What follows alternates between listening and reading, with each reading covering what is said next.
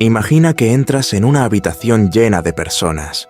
Antes de que alguien diga una sola palabra, antes de que empiece cualquier conversación, algo ya ha ocurrido en la mente de todos los que están allí. En menos de un segundo, el cerebro ha hecho varios cálculos silenciosos. ¿Quién parece dominante? ¿Quién parece accesible? ¿Quién probablemente tomará decisiones? ¿Y quién será escuchado? Y una de las primeras señales que el cerebro utiliza para hacer ese juicio, es algo increíblemente simple: la altura. No es un proceso consciente. Nadie piensa activamente, esta persona mide más o menos. Es mucho más automático que eso. Durante miles de años de evolución humana, el tamaño corporal estuvo asociado con algo muy claro: alcance físico, fuerza potencial y capacidad de confrontación.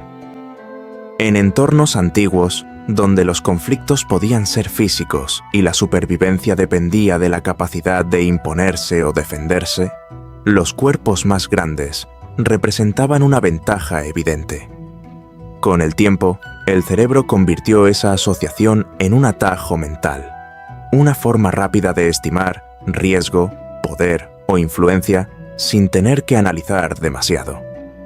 Pero lo realmente interesante es que ese atajo sigue funcionando hoy, incluso en contextos donde el tamaño físico ya no determina quién tiene más poder. Y dependiendo de tu altura, ese pequeño atajo mental cambia sutilmente la forma en que los demás reaccionan contigo desde el primer momento. Las personas que están bastante por debajo de la altura promedio suelen notar un patrón curioso a lo largo de su vida. Con más frecuencia, son interrumpidas en conversaciones, sus opiniones se cuestionan antes, o necesitan repetir una idea varias veces para que sea tomada en serio. No suele ser un acto malicioso. En la mayoría de los casos ocurre de forma automática. El cerebro interpreta menor tamaño corporal como menor coste de confrontación. En otras palabras, discutir o contradecir parece menos arriesgado. Pero ese mismo fenómeno tiene un efecto secundario que pocas veces se menciona. Cuando una persona no activa el instinto de intimidación, los demás tienden a relajarse más a su alrededor. Hablan con mayor libertad, revelan más información y bajan la guardia emocional. La percepción de menor amenaza social crea un ambiente donde la gente se siente más cómoda expresándose, y eso convierte algo que parece una desventaja en una herramienta inesperada. La subestimación puede convertirse en una forma de invisibilidad estratégica. A lo largo de la historia, muchas personas que no podían imponer presencia física desarrollaron otro tipo de poder: la influencia social, estrategia, negociación, lectura emocional, capacidad de formar alianzas. Cuando la dominancia física no está disponible, la dominancia informacional empieza a ocupar su lugar. Si avanzamos un poco hacia rangos de altura ligeramente por debajo del promedio, aparece algo que podríamos llamar una zona de negociación social. Aquí ocurre algo bastante interesante. El cerebro ya no percibe una diferencia extrema, pero tampoco detecta una señal fuerte de autoridad física. El resultado es una especie de equilibrio delicado. Las personas en este rango no son automáticamente subestimadas, pero tampoco reciben una ventaja inicial clara. Esto hace que pequeños detalles de comportamiento tengan un impacto enorme. La postura, por ejemplo. Una postura cerrada o insegura puede reducir rápidamente la percepción de autoridad, pero una postura estable, combinada con contacto visual y un tono de voz firme, puede elevar esa percepción con la misma rapidez. En esta zona, el estatus social es extremadamente sensible a las señales conductuales. Es como empezar una partida sin ventaja ni desventaja inicial. Todo depende de cómo juegues los primeros movimientos.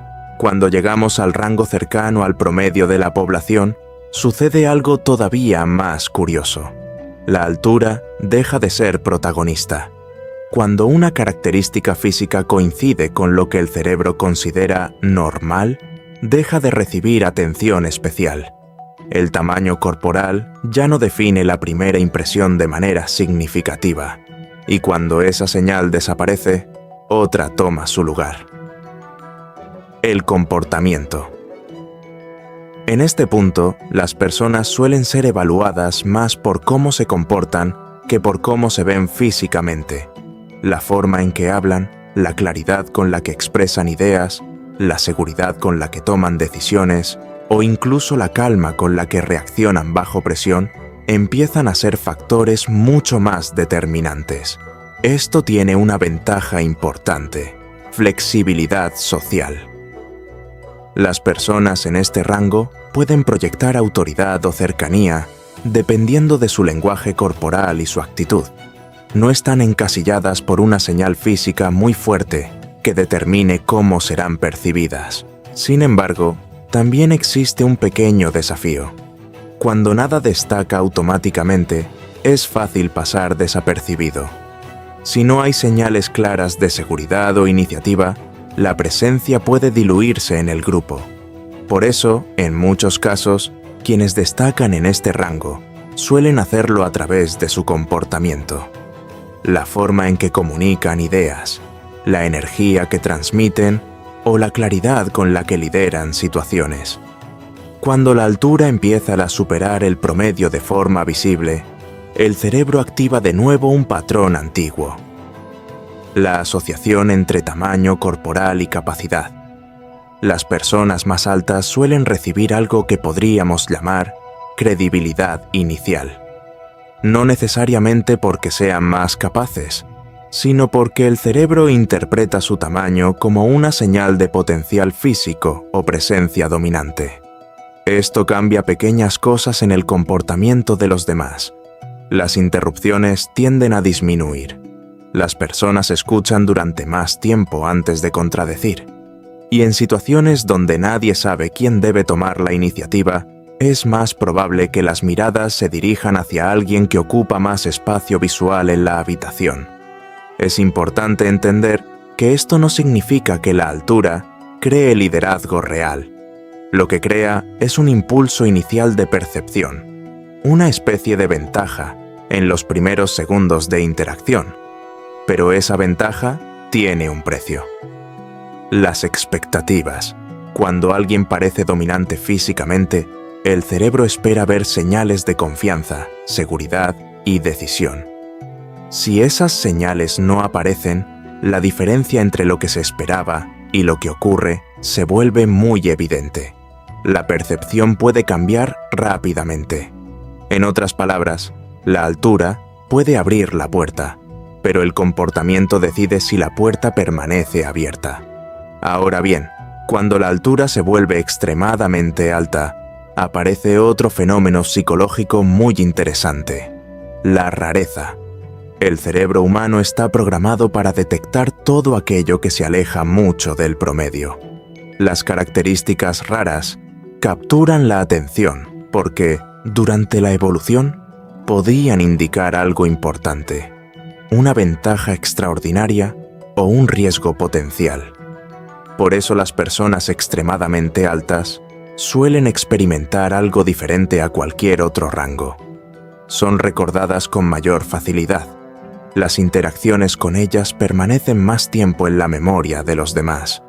Su presencia se vuelve difícil de ignorar, pero esa misma visibilidad puede generar una distancia social inesperada.